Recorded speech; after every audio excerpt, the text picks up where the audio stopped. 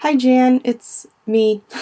And here I am again wanting to propose another study in addition to the all-school survey based on tech use and all that. So that'll be one study.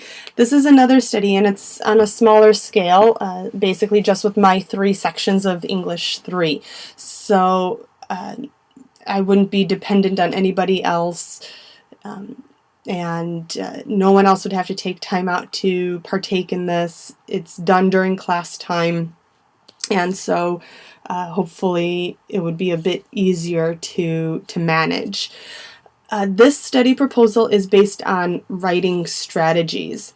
And so the objective here is to determine a set of writing strategies that produce better writing outcomes, because of course we want students to succeed, but what writing strategies actually help do that? And so this would be conducted on short-term writing assignments that could then be applied to long-term writing assignments. It's really applicable.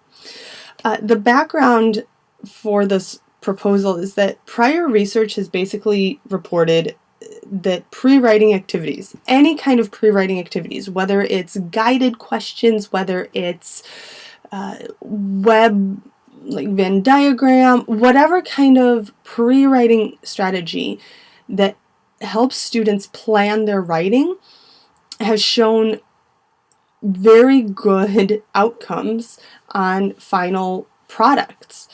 And so therefore it strongly just suggests that students should plan their writing before actually writing.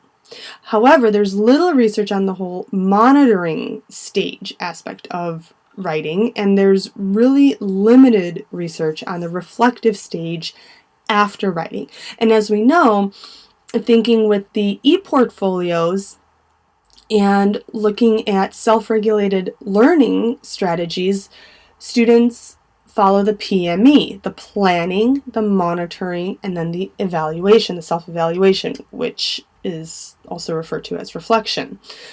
So here in writing, could we actually apply that self-regulated learning strategy, the PME, to possibly produce even better writing outcomes than just using pre-writing?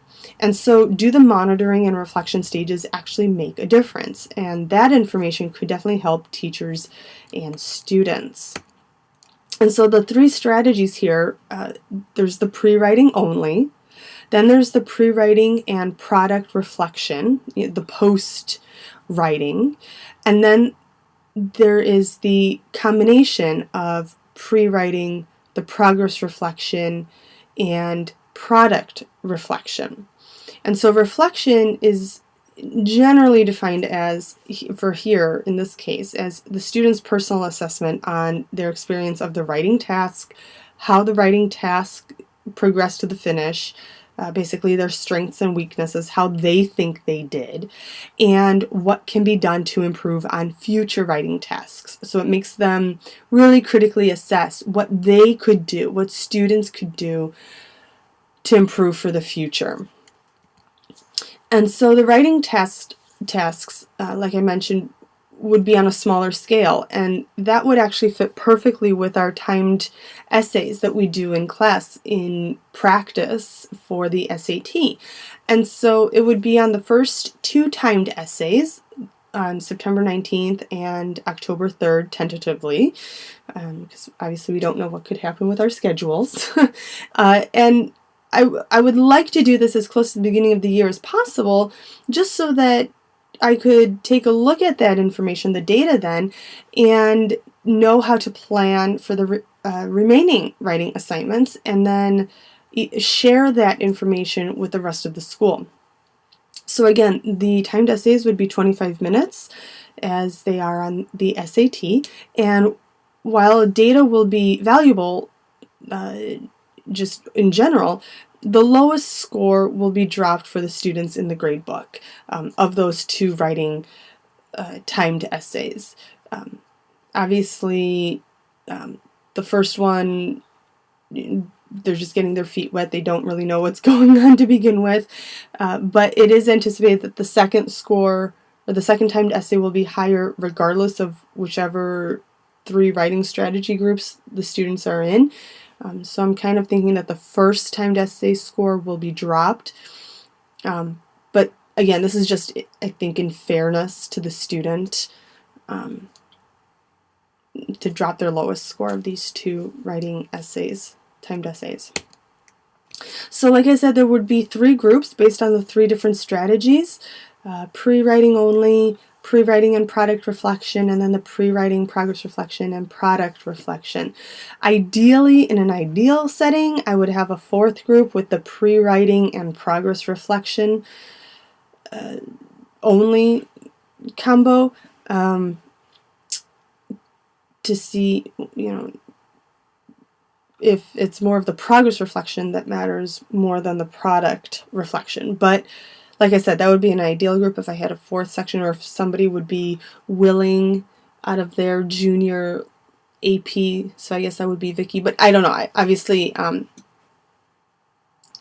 could, if that happens, that happens. But right now I've got the 3 groups, and that works out quite well. And you can see here how I've got the timed essays actually timed out. So with 2 minutes of pre-writing and then writing, and then if they're partaking in the product reflection, it would be, with a 10-minute limit, and that's just arbitrary, a 10-minute number.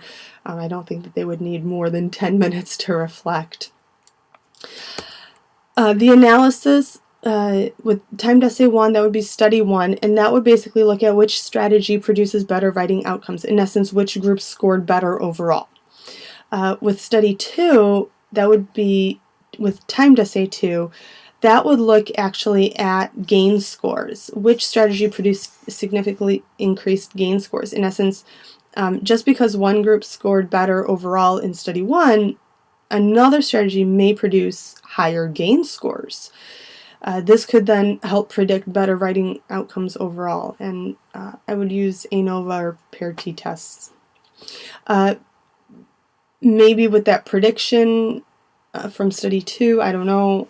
The analysis from data 2 basically is would give better insight if maybe running this on a 3rd timed essay would be beneficial or not. I don't know. But just tossing that out there. And scoring of the essays, I would ask, just to keep this as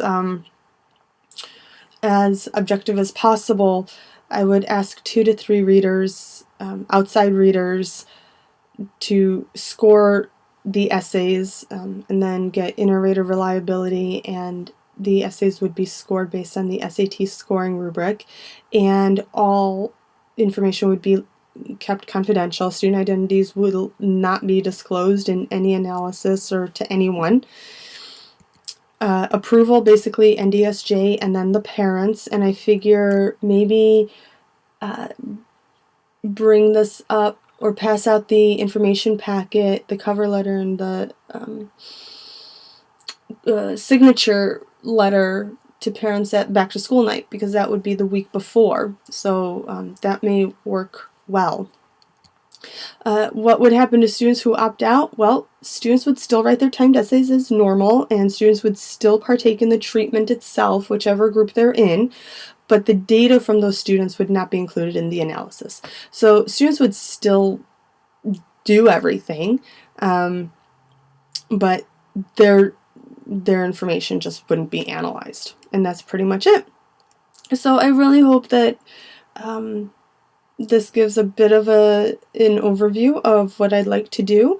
Again, it's really short term, it's really small scale, it's only with me, not the whole school, not other teachers, so I'm hoping that this could be approved. And if you do have any other questions, or you'd like to sit down in person, please let me know. Thanks so much, Jan. I appreciate it. Bye-bye.